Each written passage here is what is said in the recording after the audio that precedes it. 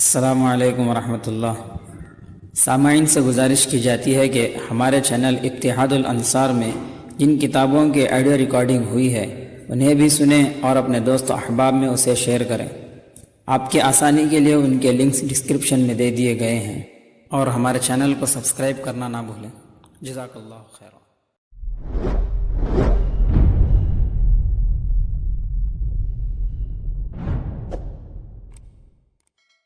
بسم اللہ الرحمن الرحیم۔ دجال جلد صوبہ۔ اب تک دجالی ریاست کے نام مہربان ہمنواں کے بارے میں بات چل رہی تھی، اب مہربان ہمنواں کا تذکرہ ہے۔ اردن و مصر کے حکمران اور القدس کے نادان رہنما۔ جو شخص بھی مادیت پرستی میں مبتلا ہو جاتا ہے، اللہ تعالیٰ کے غیبی وعدوں پر اس کا ایمان کمزور ہو جاتا ہے، اور جس شخص کا ایمان اللہ اور اس کے وعدوں پر یعنی آخرت کے حساب و کتاب اور جزا و سزا پر کمزور ہو جاتا ہے، وہ فتنہ دجال کا شکار ہو جاتا ہے۔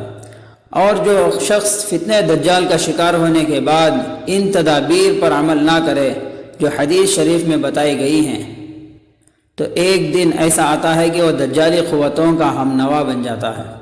اس کی وجہ یہ ہے کہ وہ اس عارضی اور فانی دنیا کی ادھوری اور کبھی نہ پوری ہونے والی لذتوں میں اتنا گم ہو جاتا ہے کہ اسے حلال و حرام کی تمیز ختم ہو جاتی ہے۔ اس کے نزدیک یہ دنیا ہی سب کچھ ہو جاتی ہے۔ ایمان، عقیدہ اور نظریہ، دنیا پر دین غالب کرنے کا شوق، انسانیت کو نفس اور شیطان کی غلامی سے چھڑانے کے لیے قربانی دینے کا بے لوث جذبہ، یہ سب چیزیں اس کے نزدیک بے معنی ہو جاتی ہیں۔ وہ منہ اور شرمگاہ کی لذتیں پوری کرنے میں اتنا مگن ہو جاتا ہے کہ اس دنیا سے اسے شدید محبت ہو جاتی ہے۔ دنیا کی فانی لذتوں کو چھوڑنا اور آخرت کے ہمیشہ کی زندگی کے لیے جان اور مال لٹانا اس کے لیے مشکل ہو جاتا ہے۔ وہ موت کو اللہ تعالیٰ کی ملاقات اور اس کی تیار کی ہوئی نعمتوں کو پانے کا ذریعہ سمجھنے کے بجائے دنیا ہاتھ سے جاتے رہنے کا سبب سمجھتا ہے۔ یہ وہ خطرناک بیماری ہے جسے حدیث شریف میں وہن کا نام دیا گیا ہے۔ اس مرض میں گرفتار شخص دنیا کی محبت اور موت سے ڈر کی وجہ سے نہ اس دنیا میں معزز مسلمان بن کر رہ سکتا ہے، اور آخرت میں تو اس کا کچھ حصہ ویسے ہی باقی نہیں رہتا۔ اس مرض کی بیان کی گئی علامات در حقیقت دجالی ریاست کے باشندوں کی صفات ہیں۔ فتنہ دجال در حقیقت مادیت پرستی کا فتنہ ہے، یعنی خدا پرستی اور انسانیت کے لیے خلوص و ایثار کے بجائے مفاد پرستی، لذت پرستی، عیش پرستی اور آرام پسندی، جفا کشی کی سادہ زندگی چھوڑ کر جو لوگ آرام طلبی کی مصنوعی زندگی میں مبتلا ہو جاتے ہیں، وہ دجالی ریاست کے استحکام کے لیے اس کے ہم نواؤں کا کردار ادا کرتے ہیں۔ یہی وجہ ہے کہ مسلم ممالک بیچوں بیچ دجالی ریاست اپنی ابتدائی شکل میں قائم ہو گئی ہے، اور اسے گرد و پیش سے کوئی خطرہ ہی نہیں ہے۔ آئیے اس بات کو سمجھنے کی کوشش کرتے ہیں کہ ہمارے عرب بھائی القدس سے اور اس کے نگہبان فلسطینی مسلمانوں سے اتنے بے پرواہ اور فتنہ دجال کے اتنی بری طرح شکار کیسے ہو گئے۔ عیش و عشرت کا فتنہ۔ آج سے کم و بیش 40 سال پرانی بات ہے کہ عرب اسرائیل جنگ ہوئی، جو ابتدا میں کسی حد تک اسلام کے نام پر لڑی گئی تھی۔ اس کے آغاز میں تو مسلمانوں نے بڑی پیش قدمی کی، لیکن بعد میں اپنوں کی غداری نے جنگ کا نتیجہ ہی بدل کر رکھ دیا۔ غداری اور مخبری اگرچہ جنگ سے پہلے ہی ہو چکی تھی، لیکن اسرائیل بدمست ہو کر سمجھ بیٹھا تھا کہ اسے کوئی ہاتھ نہیں لگا سکتا۔ خیر، بعد میں بہت حد تک غداری اور بڑی تعداد میں امریکی مدد نے یہودیت کے غبارے میں اتنی ہوا بھر دی کہ وہ بدترین شکست بچ گیا۔ امریکہ کی طرف سے اتنے بڑے پیمانے پر اسرائیل کو اسلحہ بھیجا گیا کہ عرب مسلمانوں کو سمجھ نہ آتا تھا کہ وہ امریکہ کی جفا پر حیرت کریں یا اس وقت کو روئیں جب انہوں نے اس پر اعتبار کیا تھا۔ جنگ رکنے کے بعد عرب مسلمانوں نے امریکہ کی اس بے رخی پر امریکہ کو تیل سپلائی کا بائیکاٹ کر دیا۔ اس وقت آل سعود کے واحد غیور حکمران شاہ فیصل نے ایک مشہور تقریر کی تھی: ہم تیل کے کنوؤں کو آگ لگا دیں گے اور اونٹنی کے دودھ اور کھجور والی روایتی زندگی کی طرف واپس لوٹ جائیں گے۔ اس سے آگے بڑھ کر عراق کے غیور حکمرانوں نے اس سے بھی اہم کام کیا۔ وہ یہ تھا کہ شمال میں برٹش پیٹرولیم اور جنوب میں امریکن آئل کمپنی کو سرکاری تحویل میں لے لیا اور اس طرح یہود و نصارہ کو اس خطیر آمدنی سے محروم کر دیا جو ان کو مسلمانوں کی دولت سے ہو رہی تھی۔ اس کے علاوہ اس وقت کے عراقی حکمران کی تقریر جو کہ کافی حد تک اسلام اور عرب غیرت نہ کہ قومیت پر مبنی تھی، اس قدر پر اثر تھی کہ صدام حسین نے ان حکمرانوں کا تختہ الٹنے کے باوجود بھی اس تقریر کو تمام اہم چوراہوں اور اسلامی ثقافت کے کچھ مراکز پر سنگ مرمر میں تراش کر نصب کروایا۔ عرب بھائی اس وقت جفا کش بھی تھے، غیرت مند بھی اور کافی حد تک اسلامی جذبے سے مالا مال بھی۔ یہ اس وقت کی بات ہے جب اس قوم میں غیرت تھی اور اسلام اور مسلمانوں کے بارے میں فکر رکھتی تھی۔ یہ بات امریکہ اور اس کے ناجائز بیٹے کو بہت بری لگی اور اس نے اس کا توڑ کرنے کے لیے ایک سوچے سمجھے منصوبے کے تحت عربوں میں قوم پرستی اور عیش پرستی کو فروغ دیا۔ انہوں نے عرب بھائیوں میں اسلامی اخوت کے بجائے عرب قومیت کا تصور پیدا کیا اور ان کی جفا کشی والی زندگی چھڑوا کر ان کا معیار زندگی اتنا بڑھا دیا کہ آئندہ وہ ایسے بیانات سے باز رہ سکیں اور اس طرح کی ہمت دوبارہ نہ کر سکیں کہ اپنے ہی تیل کے کنووں پر بارود رکھ کر انہیں تباہ کرنے کی دھمکی دے سکیں۔ آج اگر ہم دیکھیں تو وہ اپنی چال میں کس حد تک کامیاب ہو چکے ہیں، اس کا اندازہ لگانا مشکل نہیں۔ عرب بھائیوں میں عیش و عشرت کی عادت کوئی ڈھکی چھپی بات نہیں، اور یہی وجہ ہے کہ اگر اور بہت سی باتوں کو نظر انداز کر دیا جائے تو بھی ایک بات کا جواب نہیں دیا جا سکتا، وہ یہ کہ عرب ممالک میں عرب قومیت کے دعوے کے باوجود اپنے ہی عرب بھائیوں یعنی فلسطینی مسلمانوں سے اس قدر بے رخی کیوں برتی جا رہی ہے۔ اس بات کا کوئی جواب ہے ہمارے پاس؟ پھر کہیں ایسا نہ ہو کہ اللہ ان سے وہ چیز چھین لے جس پر انہیں بڑا ناز ہے۔ آئیے دیکھتے ہیں کہ ہمارے عرب بھائی کس طرح سے یہود کے بچھائے ہوئے عیش و عشرت کے جال میں پھنسے ہوئے ہیں۔ عرب رہنماؤں اور مالدار شیوخ کا حال۔ اگر عرب بادشاہوں کی دولت سے قطع نظر کر لیا جائے تو بھی دنیا کے 50 امیر ترین عرب شیوخ کی دولت اور اثاثہ جات 236 ارب ڈالر سے بھی زیادہ ہیں۔ یہ واضح رہے کہ اس میں بادشاہوں کی دولت شامل نہیں، لیکن یہ ساری دولت اسلام اور مسلمانوں پر خرچ ہونے کے بجائے آرام طلبی، عیش پسندی اور تفریح پر لگ رہی ہے۔ عرب بھائیوں کے دو سب سے بڑے عیاشی کے مراکز میں دبئی اور لبنان شامل ہیں، جبکہ مراکش بھی ان کے عیاشی کے مقامات میں سے ایک ہے۔ ہوائی جہازوں کی خریداری۔ سعودی شہزادہ پرنس ولید بن طلال وہ پہلا شخص ہے جس نے سپر جمبو A380 کی خریداری کی ہے۔ یہ وہ پہلا شخص ہے جس نے انفرادی حیثیت میں یہ جہاز خریدا ہے۔ خریدنے کے بعد اس نے اس میں طرح طرح کے آرائش و زیبائش کے لیے باضابطہ طور پر ایک انٹیریئر ڈیزائنر سے رابطہ کیا تاکہ وہ اس ہوائی محل میں تزئین و آرائش و عیش و آرام کا اضافی سامان مہیا کر سکے۔ مشرق وسطی میں بڑھتے ہوئے ہوائی سفر اور ہوائی جہازوں کی انفرادی طور پر خریداری کی مد نظر رکھتے ہوئے مغربی کمپنیوں نے دبئی میں ایک نمائش کا اہتمام کیا جس میں ہوا بازی کی تاریخ میں پہلی مرتبہ اس بات پر خصوصی توجہ دی گئی کہ کس طرح جہاز کے اندرونی حصوں کی خصوصی زیبائش کی جائے۔ بحری جہازوں کی خریداری۔ اس وقت عرب امارات کے شیخ اور روس کے عرب پتی ابراہیم دوف کے درمیان اس بات کا مقابلہ چل رہا ہے کہ کس کا بحری جہاز دنیا کی سب سے مہنگی بحری سواری یعنی یاچ ہوگی۔ یاد رہے کہ یاچ غالباً اٹلی میں تیار ہو رہی ہے اور اس میں عیش و عشرت کا مہنگا ترین سامان مہیا کیا جائے گا۔ اس طرح کی ایک یاچ کی قیمت عام طور پر 20 سے 30 کروڑ ڈالر کے لگ بھگ ہوتی ہے، اور اس میں کیا گیا مزید کام 2 سے 10 کروڑ ڈالر لے لیتا ہے۔ قطر کا شیخ جو کہ غالباً عربوں میں سب سے زیادہ فضول خرچ ہے، اس نے 30 کروڑ ڈالر کی کثیر رقم سے لندن کے وسط میں انتہائی مہنگا فلیٹ لیا ہے جو کہ عیش و عشرت میں اپنی مثال آپ ہے۔ اس کمپلیکس کے ہر فلیٹ میں جانے کے لیے ایک الگ لفٹ مختص کی گئی ہے۔ شیوخ کو ایک طرف چھوڑ دیں، آپ یہ دیکھ کر حیران رہ جائیں گے کہ لندن کے اکثر و بیشتر تجارتی و مالیاتی علاقوں کی زمینیں عرب حضرات نے خرید لی ہیں، جبکہ عرب حضرات کو اس ملک یعنی برطانیہ میں عداوت آمیز نظروں سے دیکھا جاتا ہے، اور یہ وہاں آزادی اور پرائیویسی کے ساتھ گھوم بھی نہیں سکتے۔ ان مہنگے علاقوں میں آکسفورڈ ایڈورڈ اور پریکارڈلی اور بانڈ اسٹریٹ شامل ہیں۔ بلند و بالا عمارات۔ عرب حضرات بہت بڑے پیمانے پر اپنا پیسہ مٹی اور گارے پر لگا رہے ہیں۔ اس کا اندازہ درجہ ذیل سرب فلک عمارتوں کی تعمیر سے لگایا جا سکتا ہے۔ برج خلیفہ اونچائی 80 سے 1050 میٹر، اس وقت دنیا کی سب سے اونچی عمارت ہے۔ البرج 1200 میٹر، النخیل والے دبئی ہی میں اسے بنا رہے ہیں۔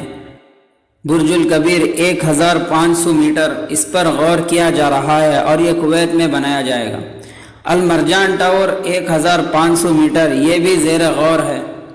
اس طرح پورے مشرق وسطیٰ میں بڑی پیمانے پر اونچی اونچی عمارتیں بنائی جا رہی ہیں، گویا کہ اللہ معاف کرے قوم عاد کی روایت زندہ ہو رہی ہے۔ برج دبئی کی پوری اونچائی چھپائی جا رہی ہے تاکہ اس سے اونچی عمارت نہ بنائی جا سکے۔ اس میں دنیا کا سب سے بڑا شاپنگ مال ہوگا، جبکہ ایسے اپارٹمنٹ بھی ہوں گے جن کے انٹیریئر ڈیزائننگ اٹلی کے مشہور فیشن آئیکن نے کی ہے، جس کا نام گوریگو ارمانی ہے۔ اس پروجیکٹ کا ٹھیکہ ایمر نے لیا ہے، جس نے تعمیرات کے شعبے میں دنیا بھر میں $100 ارب سے بھی زیادہ کی سرمایہ کاری کی ہوئی ہے۔ برج دبئی خود $20 ارب کا پروجیکٹ ہے، جس میں 500 ایکڑ سے زیادہ اراضی استعمال کی گئی ہیں، جبکہ اس پر خرچ کی جانے والے رقم کے لحاظ سے یہ دنیا کا سب سے زیادہ مہنگا فی مربع کلومیٹر علاقہ ہے۔ النخیل کا پروجیکٹ دی ورلڈ۔ النخیل کا دی ورلڈ پروجیکٹ دراصل ایک مصنوعی جزیرہ ہے جس کو النخیل نے بنایا ہے۔ یہ بہت سارے جزیرے میں ہے جو کہ بالکل دنیا کے نقشے کا نمونہ ہے۔ اس میں چین کے شہر شنگھائی کا حصہ 1 ارب پتی چینی $28 ملین کی لاگت سے خریدا ہے، جس پر وہ بالکل شنگھائی شہر کے نقشے کا ہوٹل اور ریزورٹ بنائے گا۔ اس متمول چینی کا نام بن ہو ہے، جو کہ ایک کمپنی زیونگ انٹرنیشنل کمپنی کا مالک اور پریزیڈنٹ ہے۔ اس جزیرے کا رقبہ تو معلوم نہیں، لیکن جو علاقہ اس نے خریدا ہے اس کا رقبہ 58,000 مربع گز ہے۔ یہ اکیلا ہی اس دوڑ میں شامل نہیں، دو اور اماراتی باشندوں نے بھی فینٹیسی آئیلینڈ کے نام سے ایک جزیرہ خریدا ہے، جس پر وہ لوگ $2 ارب سے زیادہ خرچ کر کے عیاشی کا مرکز بنانا چاہتے ہیں۔ ان کا نام احمد بن عبداللہ اور عبداللہ بن محمد الشانی ہے۔ انہوں نے یہ جزیرہ $16 کروڑ میں خریدا ہے۔ آخری خبریں آنے تک دبئی کی غیر شرعی معیشت کے زوال کی بنا پر یہ پروجیکٹ بری طرح سے ناکامی کا شکار تھا۔ دوسرے ممالک میں عرب شیوخ کی فضول خرچیاں۔ آغاز پڑوس ملک سے کرتے ہیں۔ رحیم یار خان میں ان کے شاہانہ محلات اور شکارگاہیں ہیں۔ اس مقصد کے لیے انہوں نے ایک ایئرپورٹ بھی قائم کیا ہے۔ یہاں وہ شکار کے لیے آتے ہیں اور تلوار کی ایک نایاب ترین نسل بسٹرڈ کا شکار کرتے ہیں۔ پاکستانی حکومت نے اپنے ان مہمانوں کو 200 مربع میل کا علاقہ شکار کے لیے دیا ہوا ہے۔ ایک مشہور صحافی نے اپنی رپورٹ میں لکھا تھا کہ امریکہ میں عربوں کے لیے پابندیوں اور مشکلات کی وجہ سے اب عرب شیوخ نے عام طور سے مشہور امریکی شہر لاس ویگس کی جوا گاہوں کے بجائے مشرق بعید کا رخ کرنا شروع کر دیا ہے۔ مشرق بعید میں یہ سنگاپور، مکاؤ، چین کے زیر تسلط چھوٹا سا ساحلی ملک بینکاک، تھائی لینڈ، ملیشیا اور دیگر جگہوں میں جا کر اپنی قیمتی دولت لٹا دیتے ہیں۔ یہ صحافی لکھتا ہے کہ اب لاس ویگس کے کچھ ہوٹلوں میں جوئے اور ناچ گانے کے بجائے مسلمانوں کے خلاف پروگرام منعقد کیے جاتے ہیں، اور ایک میں اس نے خود شرکت کی بھی تھی، جس میں اس نے مسلمانوں کے خلاف بنائے گئے تھنک ٹینک اور توہین رسالت کے مرتکبین کے خلاف واحد آواز اٹھائی تھی اور مسلمانوں کا دفاع کرنے کی کوشش کی تھی۔ اس طرح لبنان اور مراکش میں خوشگوار آب و ہوا اور ساحلی فضا، ٹھنڈی فضا کی وجہ سے عیاشی کے مراکز ہیں۔ پچھلے 2 سالوں میں لبنان کے حالات ٹھیک نہ ہونے کی وجہ سے ایک ریکارڈ تعداد اسکاٹ لینڈ چلی گئی تھی۔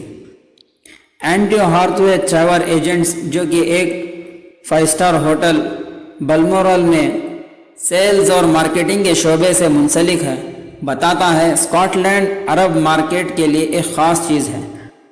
अरब इसकी खूबसूरती से नील स्कॉट्स की मेहमान नवाजी से बहुत मुतासिर हुए थे। इसने मज़ीद कहा कि अरब यहाँ 1 महीने से ज़्यादा रहे और तमाम देखने वाली चीज़ें देखें। इसके अलावा ये बात भी काबिल गौर है कि हमारे अरब भाई आजकल अय्याशी के लिए या तो यूरोप का रुख कर रहे हैं या फिर मशरिक़ बाइद का। 9/11 के बाद अमेरिका ने अरबों पर पाबंदी लगाई थी तो ज़्यादातर ने मकाओ में जुए के अड्डों का रुख किया, जो कि चीन के ज़ेर एहतमाम है।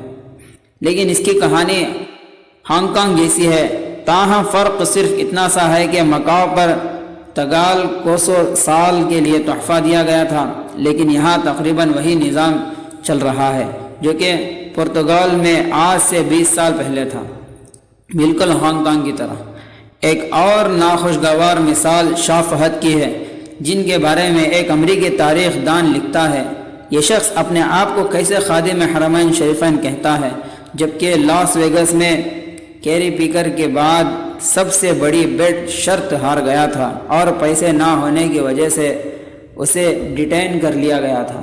फिर जब पैसों से भरा हुआ हवाई जहाज़ भेजा गया, तब जाकर हुकूमत अमेरिका ने उसे रिहा किया था। लग्जरी कारों की ख़रीदारी। अरब ममालिक में लग्जरी गाड़ियों की मांग इस कदर बढ़ गई है कि माली साल 2005 से 2006 में तमाम महंगी और पुरकशिश गाड़ियों की तलब में बेतहाशा इजाफा हुआ है। सन 2005 से 2006 ईस्वी में औसतन 16% से 20% तक इजाफा देखने में आया, जबकि बहरीन की हुकूमत ने 2 कंपनियों को लाइसेंस जारी किए हैं कि वो इनके मुल्क में गाड़ियों की फैक्ट्री लगा सकें। इसका असल मकसद ये है कि बहरीन की हुकूमत चाहती है कि मशरिक़ वस्ता की सारी गाड़ियाँ यहाँ तैयार हों और पूरे खित्ते में फ़रोख्त हों। अरब भाइयों को अल्लाह के रास्ते में पैसे खर्च करने के बजाय फजूल शौक़ पालने की ऐसी आदत है कि एक दस्तावेज़ी फ़िल्म में एक शेख ने अपनी 200 गाड़ियाँ दिखाई और ये भी बताया कि अगर गाड़ी पुरानी हो जाए तो हम उसे बेचना अपनी तौहीन समझते हैं। हम उसे अपने मुलाजिमों को तो दे देते हैं लेकिन बेचते नहीं।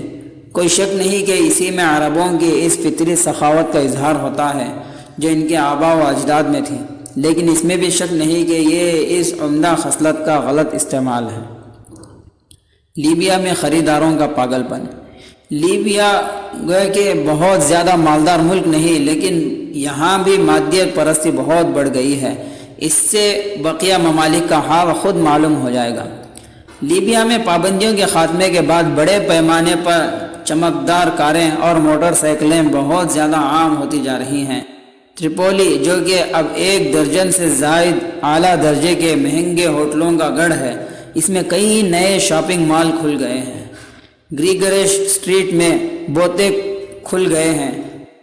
$80 की जीनियस पेंट और $1300 की एक्सरसाइज मशीन और $250 के परफ्यूम बेचने वाली दुकानें खुल गई हैं। इन दुकानों पर खर्च होने वाला ज़्यादातर पैसा सियासी तौर पर अमेरिका के असर और रसूख में रहने वाले सियासतदानों के पास से आता है। बाज़ लोगों का कहना है कि इस मुल्क में अमीर तो अच्छी ज़िंदगी गुजार रहे हैं, जबकि बाकी ज़्यादातर बस जी रहे हैं। याद रहे कि लीबिया $30 अरब तेल की आमदनी से कमाता है। इसके अलावा हर साल वह मुख्तलिफ तरक्याती कामों पर $19 अरब सिर्फ सर्फ करता है, जिसकी वजह से कई अमरीकी और यूरोपीय कंपनियां ये ठेका लेने की कोशिश करती रही हैं, जो इन्हें मिल भी जाते हैं और फिर वो लूट मार कर बाज़ार गर्म करती हैं। मशरिक़ी वस्ता की मकामी लग्जरी मार्केट। तौहीद अब्दुल्ला, जो दुबई गोल्ड्स और ज्वेलरी ग्रुप और दम्मास LLC का मैनेजिंग डायरेक्टर है, इसने मार्केटिंग फॉर लग्जरी प्रोडक्ट्स के मौजू पर मुनाकिदा एक कॉन्फ्रेंस में नुकात पेश किए थे। 2010 तक लग्जरी गोल्ड की इलाकाई मार्केट यानी अरब ममालिक की मार्केट $100 अरब तक पहुंच जाएगी, जिसमें दुबई का हिस्सा $8 अरब के लगभग होगा। अरब ख़वातीन और नौजवानों की मौजूदा नस्ल 20 साल की उम्र से ही लग्जरी गोल्ड के संजीदा ख़रीदार होते हैं। मगरिब के मुकाबले में जहां ये 40 साल की औसत तक है, اس طرح ہمارے مشہور برانڈز کو 20 سال مزید مل جاتے ہیں۔ بین الاقوامی لگژری مارکیٹ کا موجودہ حجم تقریباً 400 ارب ڈالر ہے، جس میں سے 10% مشرقی وسطی میں ہے۔ بڑھتی ہوئی آمدنی کی شرح اور دبئی کی ابھرتی ہوئی لگژری مارکیٹ کو دیکھتے ہوئے کہا جا سکتا ہے کہ یہ مستقبل میں اور تیزی سے پھیلے گی۔ بین الاقوامی سطح پر 32% لگژری مارکیٹ کی آمدنی زیورات اور گاڑیوں سے حاصل ہوتی ہے، جو کہ ایک اہم جز ہے۔ لگژری مارکیٹ کے مالی سال 2006 کی پہلی ششماہی میں سوئٹزرلینڈ ساختہ گاڑیوں کی مانگ میں پچھلے سال کے مقابلے میں 12 سے زیادہ فیصد کا اضافہ دیکھا گیا اور رقم بھی تھی 17 کروڑ ڈالر۔ ہم امید کرتے ہیں کہ لگژری گاڑیوں کی فروخت 2006 کے آخر تک 50 کروڑ ڈالر سے تجاوز کر جائے گی، جبکہ اس مارکیٹ کا حجم 2010 تک 4 ارب ڈالر تک پہنچ گیا تھا۔ آج کا گاہک نوجوان ہے، زیادہ پڑھا لکھا ہے اور زیادہ چیزیں مانگتا ہے، اور برانڈ کے علاوہ مکمل لگژری ایکسپیرینس چاہتا ہے، جس میں ورلڈ کلاس شاپنگ کی سہولت اور بہترین کسٹمر سروس شامل ہے۔ معاذ برکات، جو کہ ورلڈ کلاس کونسل کے مشرقی وسطی، ترکی اور پاکستان کا MD ہے، کہتا ہے، مارکیٹ میں گہرے ریسرچ کے بعد ہم ایک بار پھر سونے کی جیولری کی مانگ میں دوبارہ اضافہ دیکھ رہے ہیں۔ اضافے کا یہ رجحان آئندہ برسوں میں مزید نمایاں پائے گا۔